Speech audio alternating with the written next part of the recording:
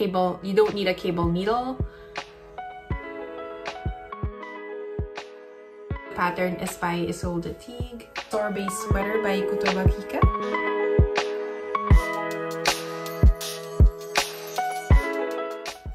Hello, welcome to the Sastre Knitting Podcast, where I show you all the clothes and things that I've been making. My name's Clarissa and I'm an aspiring clothes maker from Glasgow, Scotland. A belated Happy New Year to everyone. It's been a long while since I last published a video. Let me tell you, winters with a toddler, it's just all the sicknesses that you could potentially get going round and round and round the family. First it was my toddler, of course, and then it was me. And then it was my toddler again, then it was me. Then today, it's my husband, who is now ill. When I started filming this episode, I started to think, well, why am I doing this? Why am I creating content and sharing my clothes making journey in social media? Filming and creating content was fun for a wee while, but it's not fun all the time. In fact, I find posting on Instagram regularly more stressful than it is fun, because you need to post every so often and take pictures and make sure all this and that. And unless I have something really interesting to post, I don't really find joy in creating content for the sake of creating content. So as a little reminder, mainly to myself, but maybe a little bit to you, here's why I'm sharing my clothes making journey online.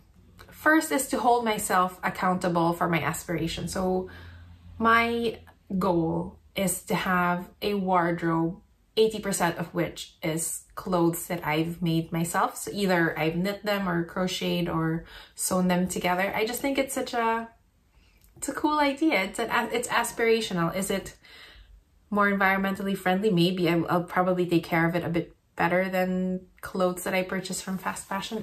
It's not fast fashion, so it's not contributing to that problem. Not that affordable clothing is bad, because if you can, it's important that people are able to afford clothes. And unfortunately, making your own clothes is actually a lot more expensive and time intensive than purchasing from brands available widely. That was a long tangent, but the point is, I think sharing things online and sharing this journey online will hold me accountable. And I think, oh, I haven't posted in a while. Have I even created anything recently? And even my friends remind me, like, oh, I've not seen you post on your the Sastre Instagram or YouTube channel. And I guess it just reminds me that the purpose of creating content is to share the actual making of clothes. Second is to share and talk about the things that I'm making and the things that I'm learning as I make clothes. So I don't really know anyone else. I don't have a knitting community near me that I'm able to chat with about things like this, and I don't really know anyone else who'd be interested in this kind of chat in real life. And I guess this gives me an opportunity to just talk things through, whether it's to myself mainly or to the little group of people that watch my videos or follow me on Instagram. And three, it's to engage with people who enjoy the craft. I mean, granted that I'm not really engaging with a large number of people, but the few people who I am engaging with or I have spoken to a little bit, it's just magical to share a kind of joy about the things that we're making. The knitting community in particular seems to share like a common language that people from all over the world understand. And isn't that beautiful? It's hard to find this in real life, and this online space allows people like me to have that. You know, I moved to Scotland in 2019, and I don't know, I'm 37, and it's just harder to make friends, especially since I work from home all the time. I don't really know a lot of people. The culture is different, so the chat and the humor is all different. And I'm still kind of getting used to it, even if I've been here for a while now. And yeah, this online community, I guess it it helps me feel like I'm part of something bigger and creative and interesting. Now on to the actual chat about the projects that I've been working on. So this is my first finished object. It's the Mountain Walk socks by Florence Miller. So last time I had only finished one sock and now I finished the pair. See, I was saving not wearing this for the podcast and just showing you how nice it looked. But I think I finished this even before the new year, and I decided, and I wanted to wear this in the Netherlands for my friend's wedding, so I just wore it. So now it's dirty, so just excuse that it's not pristine. I suppose it's useful to see not the disgustingness of it, but maybe where you can see the wear. Okay, so let's backtrack and talk about the pattern and the yarn. The designer of these Mountain Walk socks is Florence, or Handmade by Florence on Instagram, but her real name is Florence Miller.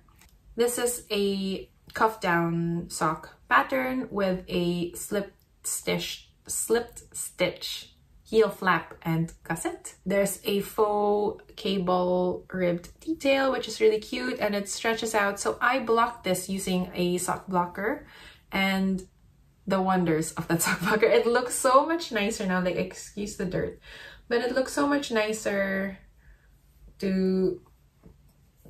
it's so much nicer to look at now than when it was like a really thin long thing that it didn't look like it would fit on my foot, but it did.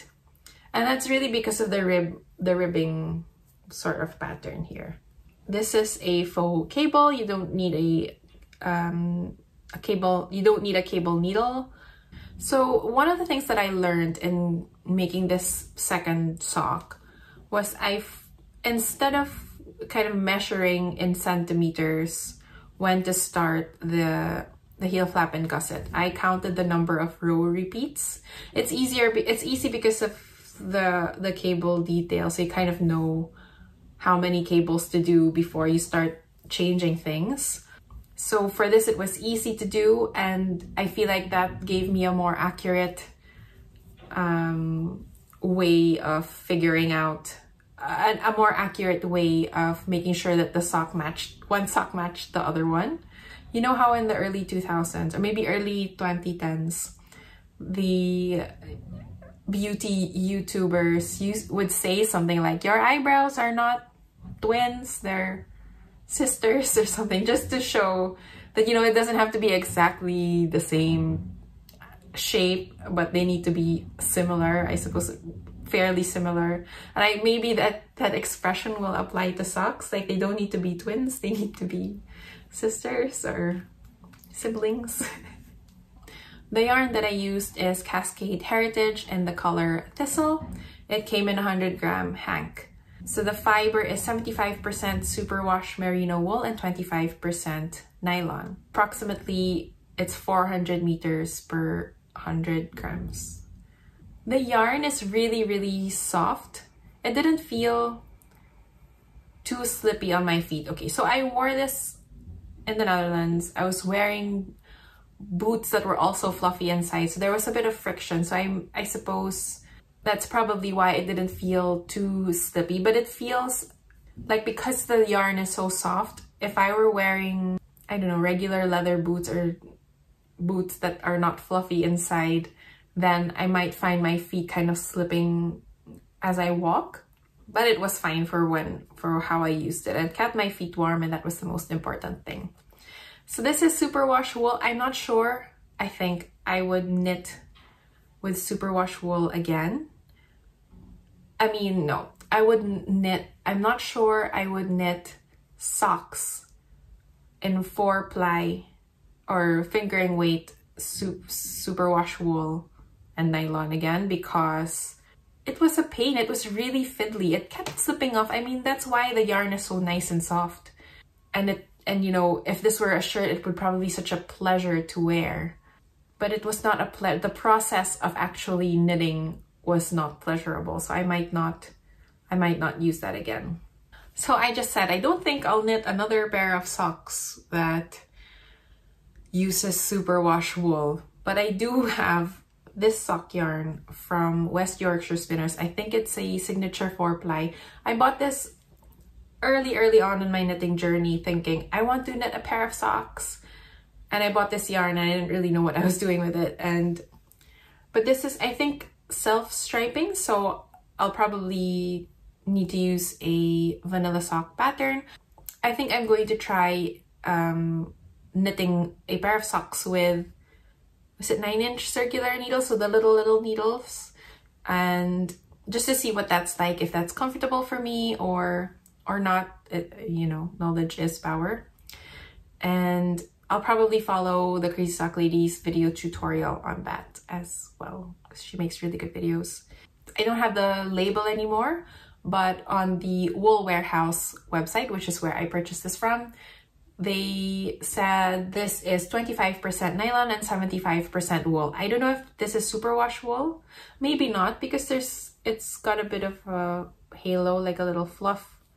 So it's potentially not superwash wool. Oddly, it smells like my old house.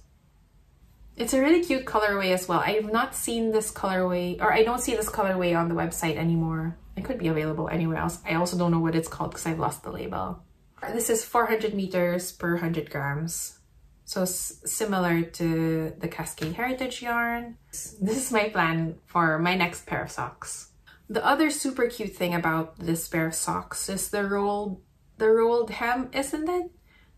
Like, if I were the type of girl that wore Doc Martens, and I used to own a pair in the Philippines when I was in high school very many years ago, this would be super cute on them, like those big leather chunky boots.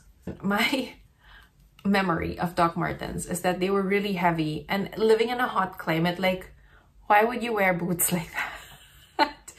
Because that's what you saw on TV, and I think it was probably on Clueless. You know, it feels like one of those things that Cher from Clueless would wear. Anyway, this would be super cute with that, and with a short skirt, like Cher from Clueless, it would be super cute.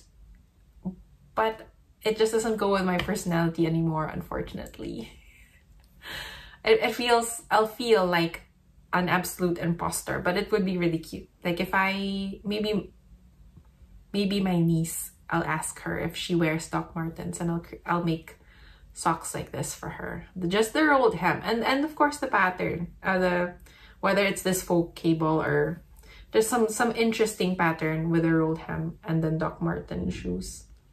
Isn't that nice? Wouldn't that be so cool? The other thing that I wanted to show you was the wear on the yarn. So this is Cascade Heritage. I mean, it's not fair because I've only worn this so I haven't washed it, so maybe a few days in boots. And this is, apologies for the dirt now, but you can see that it's kind of felted at the heel, and also felted at where the ball of your feet would be. Okay, I'll spare you all the yuckiness, but it has felted a bit, but socks are meant to felt, or maybe it doesn't matter because no one's gonna see it, including you. And the front is still nice. So I feel like it's just better to use the socks and keep your feet warm than to worry about the wear and the wear of the socks. And I feel like if you wear it so much that you tear a hole in it, it could be fixed, right? I haven't looked into that, but I'm pretty sure it would be fixed. I have another finished object, and it's a test knit. It's the Pillars pullover. Ta-da! Yay! As you can see from this crease, it has been used, and I have packed this into my suitcase already. The Pillars pullover is by the designer Claire Jackson, or Perfectly Knotted on Instagram. This was a test knit. The pattern is now out and you can go purchase it. This is a pullover that was knit top down in the round drop shoulder. This super dramatic ribbed bottom is really cute. This is really why I wanted to try to test knit for this. It's such a really cool detail, I think. And if you wear like leggings, I suppose similar to what I wore in this picture, like leggings and a fitted top and this one over, like I think it looks really cute. The pattern was really easy to follow. It's definitely beginner friendly. If you've knit, even if you haven't knit any sweater, I think this is something you could knit easily. The split hem feels a little bit intimidating, but honestly, it's just you stop knitting in the round and then you knit flat. Like, that's all it is. There were a few techniques that I wasn't sure about. So the cuff, black yarn is so hard to show. Okay, the cuff is a 2x2 rib similar to the bottom of the jumper, and the pattern recommends using a tubular bind off, but I'm sorry, it's just so gross. Like, a lot of things keep attaching to it. Okay, so a tubular bind off really only works on a 1x1 rib. And so what I did was I searched on YouTube 2x2 tubular bind off, and Andrea Mowry has a tutorial on how to make your 2x2 a 1x1 rib. I'll link it to the description below, and then you can do the tubular bind off. So this is, I don't know if you'll see it properly, but it's a nice, it does look, you know, you get the effect, the tubular bind off effect, which is really nice. Because it's black yarn, I guess you don't really notice the change from 2x2 to 1x1. I don't know if you'll notice it in lighter colored yarn. But that's what I did for the cuffs. And then for the bottom, I wasn't sure what to do. So it said, I think the pattern just says something like bind off as normal or bind off in pattern. So this front panel, the way I bound off was, I did like a normal, like, well, how would you bind off a 2x2 rib? So I searched for it on YouTube, and maybe it was a Nimble Needles tutorial, but so what I did was knit or purl first, and then put it back on the left needle, and then knit or purl two together. So that would create extra space and therefore a really stretchy bind off. So that would work normally, like, I guess for a cuff of a sock, if you're binding off a toe up sock, that would be useful, and I've done that before. But this, it just didn't look very nice on this because it turned out really squiggly. Like it was too much, like for this jumper at least, it was too stretchy. And it didn't, I don't know, it doesn't really look very nice. Let me see if you can get it. Like it looks really flat. The tip of the thing looks really flat, unlike a tubular bind off where it's like a nice curved edge. But this ended up being too stretchy for it. And then I asked for advice, like, how would you bind this? How would you bind off a 2x2 bind off? And someone recommended that I switch up my needles and use just a larger needle and then knit and then bind off as normal. You know how when you knit or purl and then knit or purl and then knit or purl and then yarn over, and then whatever, knit or purl, then yarn over, knit or purl, yarn over. Like, that's what I did, but using a larger needle. So it was a little bit stretchier, and it turned out better than the first one. It wasn't as squiggly. So I think that's a really good tip for you. A little modification I did on this jumper is that I made the cuffs shorter than that in the pattern. It's mostly because I just knit the sleeve, and then when I was knitting the cuff, I realized, oh, it's probably already too long, so let me just not knit the whole cuff. But it worked out. I mean, I think it looks fine. The yarn that I used is the Sandnes garn Alpakka Ull, which is 65% alpaca and 35% wool. The yardage is approximately 100 meters per 50 grams. Now this yarn, I was hoping that it would be, you know, nice and soft and next to skin wearable. It was not. Like if I were outside and it were cold, it's great because it keeps me warm. But I'm normally inside. And especially, I wore this in the plane. It was horrendously hot in an airplane, so I took it off. And because it was hot, like I could feel how scratchy the yarn is. So yeah, I'm still on the hunt then for yarn that I could make a jumper out of, that I could wear inside the house where I work normally. But yeah, this is really good for outdoors, for going outside and it's cold. I think because it's a V-neck and it's not like the type of jumper that's close to your entire neck, then it's not so bad. It's not that scratchy. I think the scratchiest areas I find are here, and yeah, that's mainly that, and probably my arms. It's fine. It's nice to wear outside. I think that's all I can say about that now.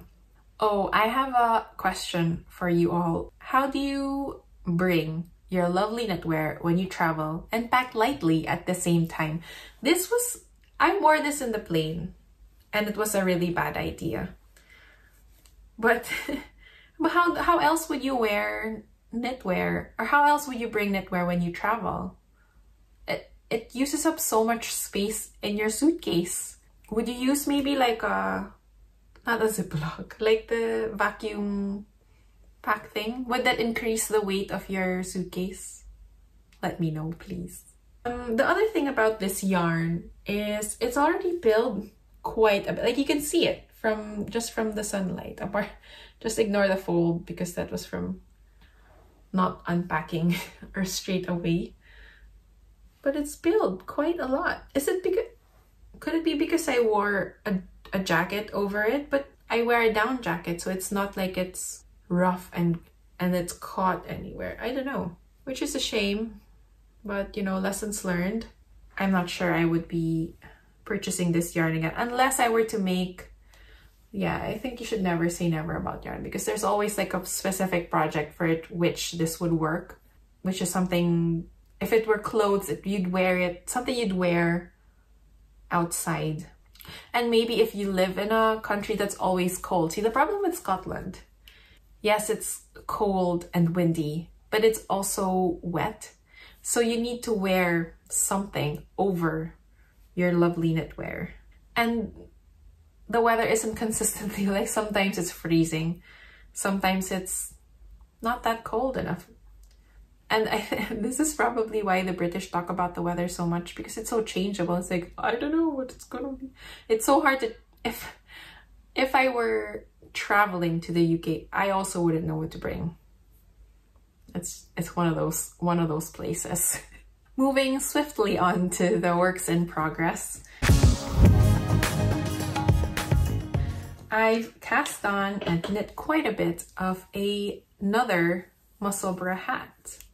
Ta-da! This is a Musselburgh hat number 2. The pattern is by Isolde Teague, and it's one of those magical patterns that you can create all different kinds of sizes with all different kinds of yarn. So this is the first hat that I'm making myself, the first hat I made for my son, who rarely wears it. He's nearly 2 and he doesn't particularly like hats.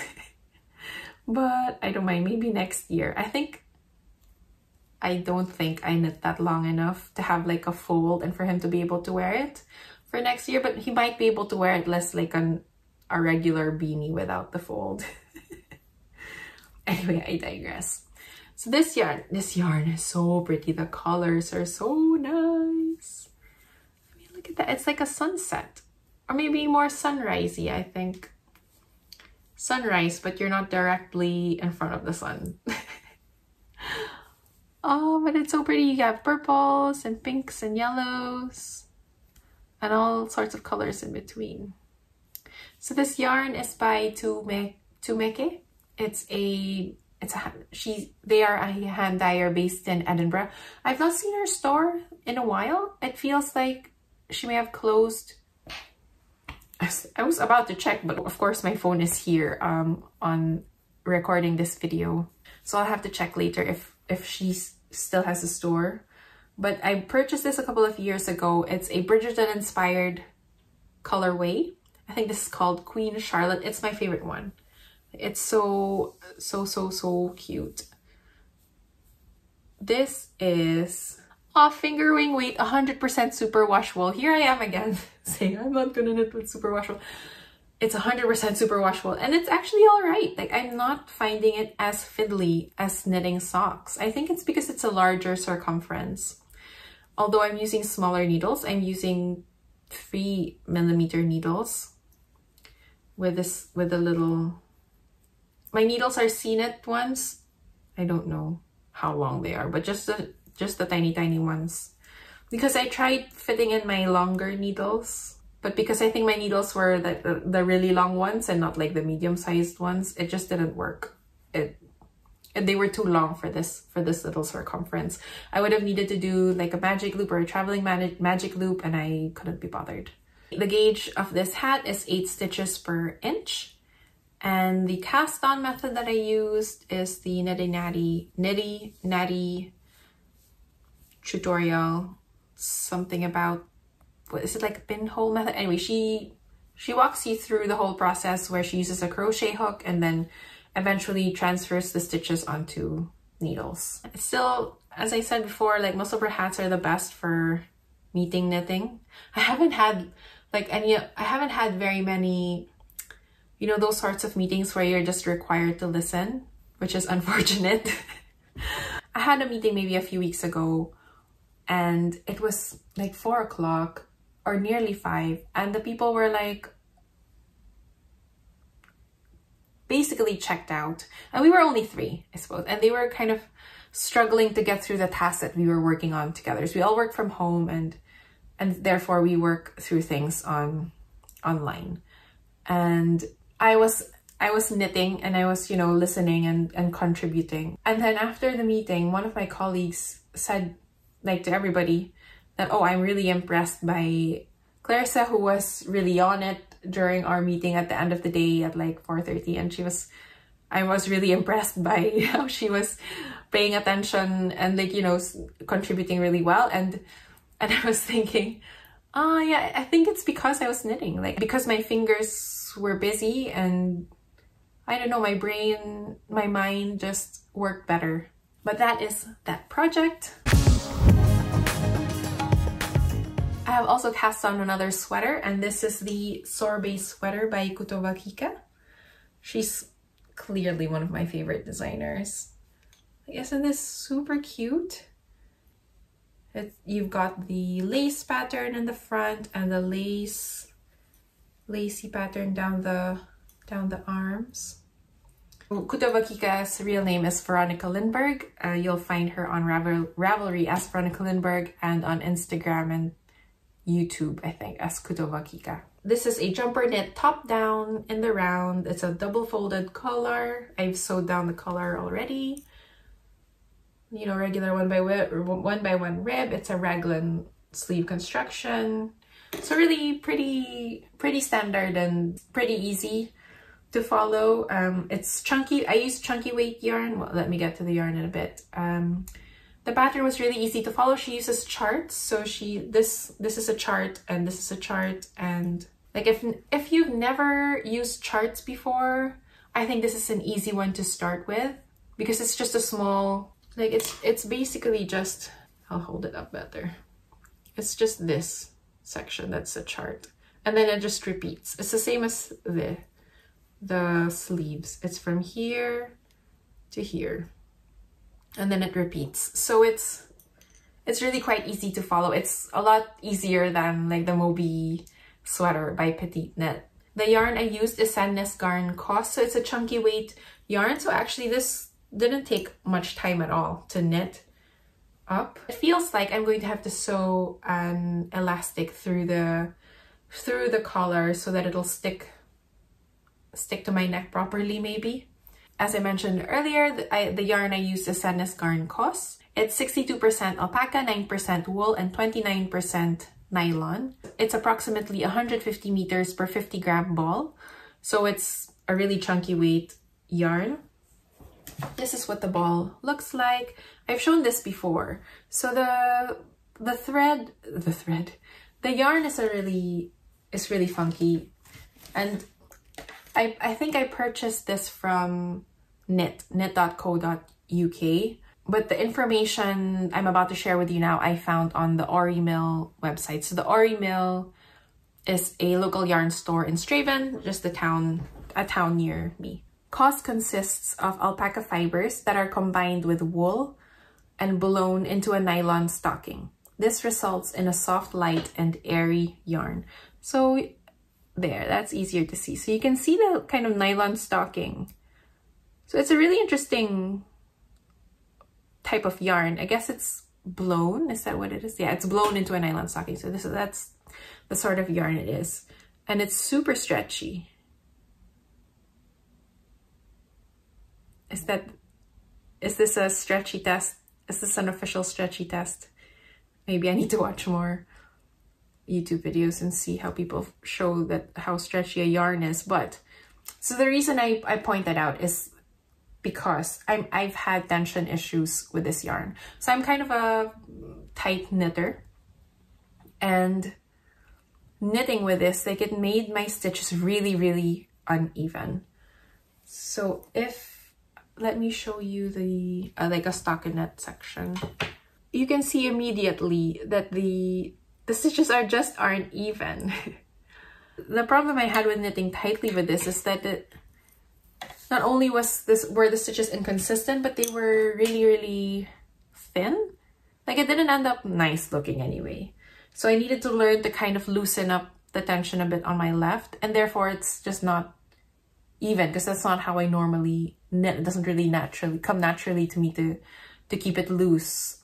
Ooh, the Ori Mill website also mentions that the wool has come from Uruguay, and the alpaca wool came from Peru. I also had tension issues while binding off. So I did a tubular bind off, of course. And I mean, it looks fine.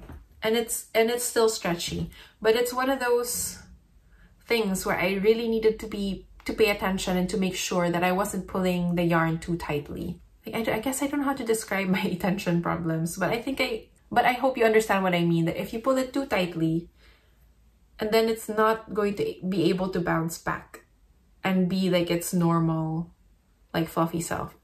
It becomes that, and it's just not how it's supposed to be. So I think the pattern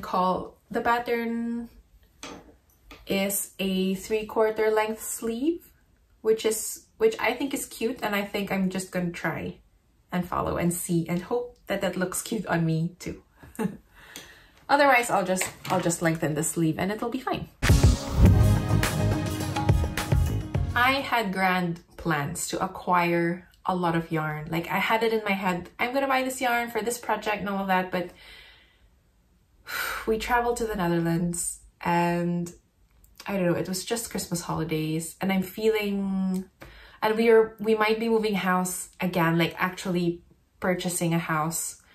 And so I think it would just be irresponsible of me to use a lot of my money to purchasing yarn at this point in my life. So I'm going to be using up my stash. I don't have a big stash, but I have enough of a stash to keep my hands busy. In addition to this West Yorkshire Spinners sock yarn that I'm going to make a sock out of, I also have this Wool in the Gang, I don't know, #MakeUnique Billie Jean yarn. It's dirty denim. It's 100 grams, gives you approximately 135 meters. So it's 60% upcycled denim and 40% upcycled cotton, made in Guatemala. It was just an interesting concept to me that it's upcycled yarn, I guess. So I bought this with one of the jumper patterns. So this was one of the first kits that I purchased from Wool in the Gang, and I thought I would like to give it a try, but I haven't gotten around to casting it on. I'm thinking of using it for a different project. I'm not sure if I like the yarn, but you know what? I'm hopeful that this type of yarn, or this yarn, would be the solution to my finding a nice handmade jumper that I could wear inside the house while I'm working from home. My worry about the yarn is that it'll not that it'll unravel, but that it'll wear quite easily because it's upcycled. So the yarn is interesting. It's spun. You can see the little threads and how it's spun together. I hope it's not too much of a pain to knit with. But yeah, I'm excited to try. I'm going to look at projects that have used this yarn. Hopefully it's not just the Wool in the Gang jumper. If it is, it's fine. I think it will look, I think I can rock it nevertheless. I wanted to make that Selbu coat using the Scottish Yarn Festival's yarn, but I think it'll have to wait until I save up a bit more money to be able to purchase the yarn. Hopefully in time for next year. So this might be good for a spring sort of jumper. I keep saying to myself that I need a cardigan. I wonder if this could work as a cardigan. I might just look at Ravelry projects and see if anyone's made a cardigan out of this. That's everything today. Thank you so much for taking the time to watch this video, and I will see you in the next one. Bye!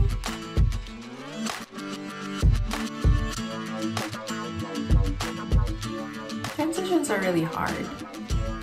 What was I gonna say about this sock? I don't remember. I'm not using a microphone.